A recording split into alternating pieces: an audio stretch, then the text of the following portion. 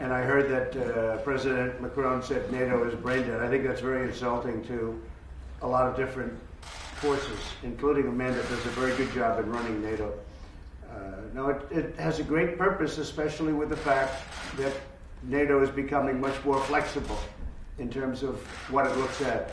But I was very surprised. I'd like to ask you, what did you think? He made a statement about NATO being brain dead. What did you think? Well, that's not the case, because actually NATO is active, NATO is agile, NATO is adapting, and we have just implemented the largest reinforcement of our collective defense since the end of the Cold War. It's a tough statement, though, when you make a statement like that. That is a very, very nasty statement to essentially 28, including them, 28 countries. I think that you have a very high unemployment rate in France. France is not doing well economically at all.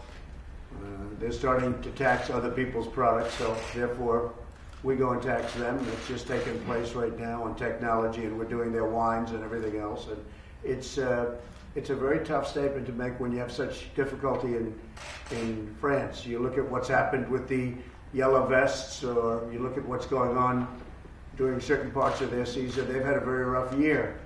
And you just can't go around making statements like that about NATO. It's very disrespectful. Nobody needs NATO more than France.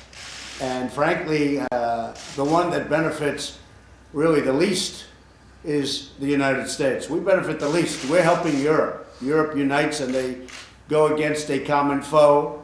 That may or may not be a foe. Can't tell you that. But there are other foes out there also. But I think nobody needs it more than France. And that's why I think that when France makes a statement like they made about NATO, it's a very dangerous statement for them to make.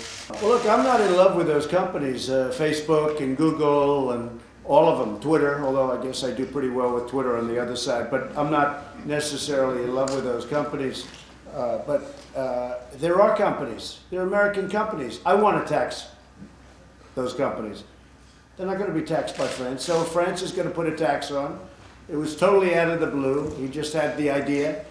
Emmanuel had an idea, let's tax those companies. Well, they're American companies. I'm not going to let people take advantage of American companies, because if anyone's going to take advantage of the American companies, it's going to be us. It's not going to be France.